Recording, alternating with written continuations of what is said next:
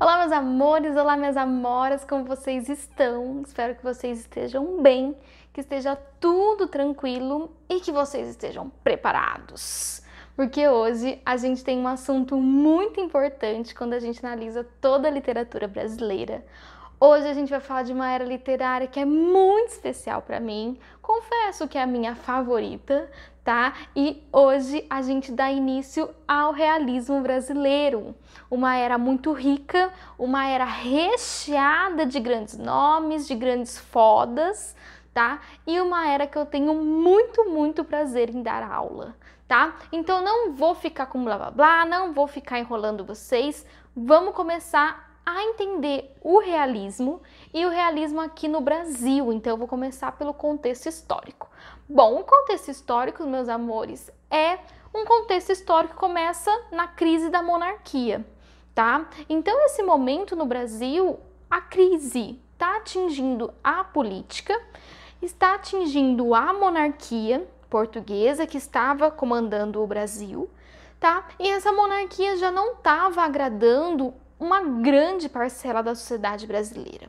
Então, a gente inicia esse comecinho do realismo com uma crise política, com transformações políticas.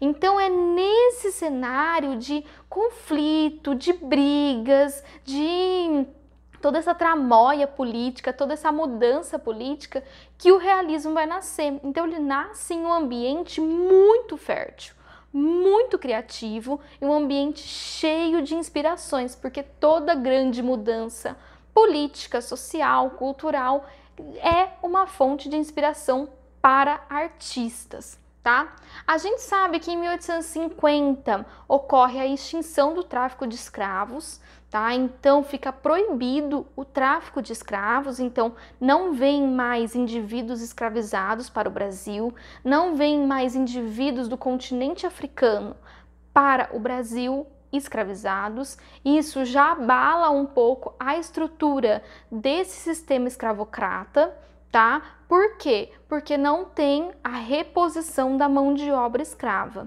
ok? Então isso é uma forma de abalar também esse Brasil monárquico que ganhava e ganhava muito em cima dos indivíduos escravizados, das pessoas escravizadas, tá? Então a gente tem a ruptura desse regime escravocrata e também a ruptura da economia do açúcar. Então aquela economia do açúcar que a gente vê lá no Nordeste, que é uma economia muito rica, que deu muito dinheiro, começa também a quebrar, começa a se desgastar. Então é uma soma de fatores que só contribui para a crise no Brasil monárquico, tá bom? Bom, gente, 38 anos depois a gente tem a abolição da escravidão e um pouquinho depois a gente tem a proclamação da República. Então acaba o Brasil monárquico. Bom, com o início da República Velha, que vai até 1930, a gente tem um novo Brasil. Tá? Ai, Marina, mas não mudou tanto. As elites continuaram no poder. Tudo bem, tá? Mas houve mudanças e essas mudanças são importantes para a gente entender a literatura. A gente precisa entender o contexto para a gente entender a cultura que era feita nesse contexto. Então é um momento de mudanças, é um momento de um novo chegando. E isso vai servir de inspiração, isso vai ser demonstrado dentro da literatura realista brasileira. Tá? A gente sabe que a literatura realista brasileira, ela começa a pipocar, ela começa a surgir aqui no Brasil mais ou menos em 1840, 1850. O grande boom dela, quando ela começa de verdade, quando ela é inaugurada, é em 1880. Mas antes já tinha um autor aqui, um autor ali, uma obra aqui, uma obra ali. Tá? Então, a gente sabe que o realismo acompanhou todas essas modificações, todas essas transformações. E isso é muito importante e isso vai ser, sim, apresentado nas obras. Por isso que é importante a gente entender o contexto para ficar mais fácil a gente entender a obra. Bom, Começa a República Velha, e a República Velha vem com mudanças, não só políticas, vem com mudanças econômicas também. Lembra que eu falei que aquela galera da cana-de-açúcar, do açúcar, estava quebrando, estava rompendo? Bom, se uma economia começa a capengar, começa a andar mal, outra economia tem toda a probabilidade de surgir.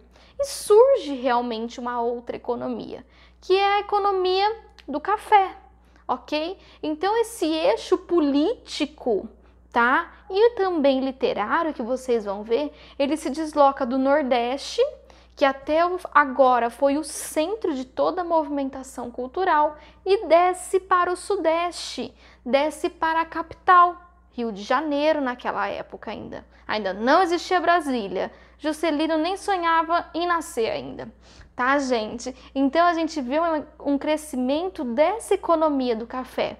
Bom, só que para trabalhar com o café é preciso de mão de obra. Não existe mais mão de obra escrava, porque eles estão libertos. Então, o que acontece? Acontece, além de tentar repor essa mão de obra com a vinda dos imigrantes, a gente sabe, quando a gente estuda um pouquinho mais a fundo a imigração europeia, que a imigração europeia ela foi um processo de tentativa de embranquecer a sociedade brasileira. Então, por que eles trazem majoritariamente imigração europeia? Tudo bem, tem a imigração asiática, mas a maioria é de europeus, com uma tentativa de embranquecer essa sociedade, ok? E também como uma reposição de mão de obra, tá? Então, com a vinda desses italianos, desses espanhóis, desses japoneses, tá? E as outras várias nacionalidades que vêm para o Brasil trabalhar nas fazendas de café e nas fazendas próximas a essas grandes fazendas, eles trazem consigo muita cultura, eles trazem muitas transformações, ideias novas, e isso vai continuar transformando a cultura, tá? Muito profundamente. E esse movimento de troca de culturas, a gente vai ver até o modernismo. O modernismo ele bebe bastante dessa fonte. Bom, gente, então vocês viram até aqui que muita coisa mudou, que muita coisa está transformando e que no meio de toda essa transformação começa o realismo. Bom, quais são as características do realismo brasileiro? Não são características tão diferentes do realismo português, tá? É que aqui vai surgir uma coisa ou outra, mas não é tão diferente.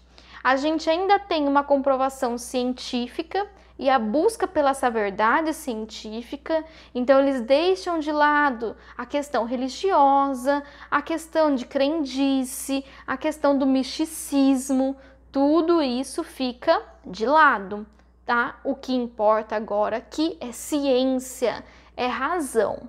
Marina, da onde que vem esse pensamento? Da onde que vem essa linha de viver? Vem do positivismo do Auguste Comte, tá? Do Augusto Comte, que é o pai do positivismo, que é a racionalidade, olhar tudo através da razão, buscar a razão nas coisas, tá? Além dessa busca pelo racional, pelo verdadeiro científico, a gente tem uma política de opressão bastante forte no realismo, então a gente vai ver a questão da opressão contra as minorias, tá? Então essa opressão sobre os indígenas, sobre os negros, a gente consegue visualizar até uma opressão sobre as mulheres. É possível delimitar em alguns livros. Contra o grupo LGBTQIA+, tá? Alguns livros também vão falar disso. Então a gente percebe que a opressão, que é algo que era vivenciado naquela época e ainda é, começam sim a ser tópicos de livros. Começam sim a ser temas. É o centro do livro, essas violências. Então a gente sai de um romantismo que deixa tudo mais romântico, que tem a questão da idealização, tá? E a gente vem para uma coisa mais nua e crua, ok? O realismo ele é mais tapa na cara, ele é mais chocante, ele é mais forte se a gente for analisar nesse quesito, tá bom? A gente vai ver que tem a presença do pessimismo, obviamente, oriunda dessa política de opressão, dessa política violenta, tá? Teremos violência, teremos animalidade. O que é a animalidade? A animalidade é o homem sendo guiado pelo seu instinto, ok? Então, o instinto guia o homem, tá? Não apenas a razão. Então, a gente vai ver que muitas das obras, os personagens são retratados como verdadeiros animais, tá? Animais que buscam a procriação, que buscam prazer, tá? Animais guiados por o seu instinto mais primitivo. E além da animalidade, a gente tem duas linhas de pensamento que se difundiram muito naquela época, que é o determinismo e é a seleção natural. Seleção natural é sim do Darwin, mas deixa eu explicar o determinismo. O que é o determinismo? O meio determina quem você é. Então, independente do meio onde você nasce, você vai ser de um jeito. Eu sempre dou o exemplo da Kim Kardashian. Se eu, Marininha, fosse herdeira de Kardashian, tá? Seria essa Marina ou seria diferente? Seria diferente, tá? Então eles acreditam que o meio onde você nasce vai determinar quem você é, o que você faz, onde você deve ir, o que você tem que fazer, o que você pode comprar, o que você não pode comprar, determina tudo. Então a gente percebe que esse determinismo ele é usado em muitas obras para justificar a segregação social. Você é desse núcleo social, você fique nesse núcleo social. Eu sou de tal núcleo social, eu fico nesse núcleo social, tá bom? E a gente percebe também a seleção natural. O que é a seleção natural? É do Darwin, tá? Então, os mais aptos sobrevivem. Quem são os mais aptos? Os mais cultos, os mais educados. Em contrapartida, os menos aptos, os menos cultos, os menos educados, os mais pobres, tá? Então, esse darwinismo social é mostrado em muitas obras, principalmente no Cortiço. Então, tanto o determinismo quanto a seleção natural, eles trabalham juntos para manter a segregação social. Você é pobre, você fique nesse espaço, faça essas coisas, seja assim, consuma isso. Você é rico, você fique nesse espaço, consuma essas coisas e faça isso. Vocês não se misturam, vocês não se mesclam. São patamares diferentes na mesma sociedade. Tudo bem? Sim? Então tá bom, vamos continuar então. Quem são então esses realistas brasileiros? Quem são os principais nomes? Vamos ver o perfil desses artistas, que é importante a gente entender o perfil desses artistas. Bom, majoritariamente são homens, ok? Vocês, não sei se vocês perceberam, mas se vocês não perceberam, vão perceber que até agora eu não falei de nenhuma mulher, tá? E já falei de vários artistas. Por quê? Porque nessa época, mulher não fazia cultura, não fazia arte, ok? Mulher o quê? Procriava, cuidava da casa, cuidava dos filhos, cuidava do marido, tá? Bordava, cozinhava. Isso eram obrigações de mulher. Agora, fazer a arte, discutir cultura, discutir arte, estudar, não, não, não. Homens. A maioria são homens brancos, tá? A gente já percebe que começam a surgir artistas negros, tá? Machado de Assis era negro, por mais que tentem embranquecer ele, ele era negro, ok? Então vocês vão ver uma foto verdadeira, tá? Reestruturada, remasterizada, que a gente chama, do Machado de Assis, porque em muitas obras há um embranquecimento da pele do Machado de Assis, tá? Mas a maioria são homens e brancos. Bom, além disso, a maioria são filhos de famílias ricas, tá, gente? Naquela época, era um privilégio você poder destinar a sua vida para a sua arte, para a sua escrita. Isso era coisa de gente rica, pessoas que não precisavam de outras formas de sustento, então não precisavam trabalhar, até porque naquela época, tá, a relação entre arte e valor monetário era um pouco diferente. Então, e além disso, naquela época não era comum as pessoas saberem ler, saberem escrever, tá? Então isso era destinado a uma pequena parcela social. Por causa disso, eles têm um alto nível educacional, tá? Então eles têm um nível de escolaridade muito alto e vários deles têm vivências educacionais fora do país. Então eles foram até a Europa. E isso é muito importante, porque o realismo ele vem da Europa. Ele começa primeiro lá na Europa, chega até Portugal. Em Portugal, ele vai vir para o Brasil. Então, a gente é, no realismo, muito influenciado pelo realismo português, pelo realismo de Eça de Queiroz, ok? Então, há esse intercâmbio e há essa influência. Bom, eles têm um alto nível intelectual, então são pessoas que têm discussões intelectuais e participações intelectuais, políticas, sociais e culturais na sociedade brasileira muito forte, tá? E a maioria são progressistas e abolicionistas. Então a gente percebe que realmente são pessoas que tiveram contato com outras formas de pensamento, que vivenciaram outras formas de sociedade. E quando vêm para o Brasil, querem quebrar com alguns velhos costumes da sociedade e principalmente da política brasileira. Tudo bem até aqui? Sim? Então vamos continuar. Quando que tem início o realismo no Brasil? Bom, 2 livros marcam o início do realismo no Brasil. O primeiro é O Mulato, do Aloysio Azevedo, em 1880, e o segundo é o Memórias Póstumas de Brás Cubas, do nosso querido Machado, também em 1880. Por isso que a gente fala que os dois marcam.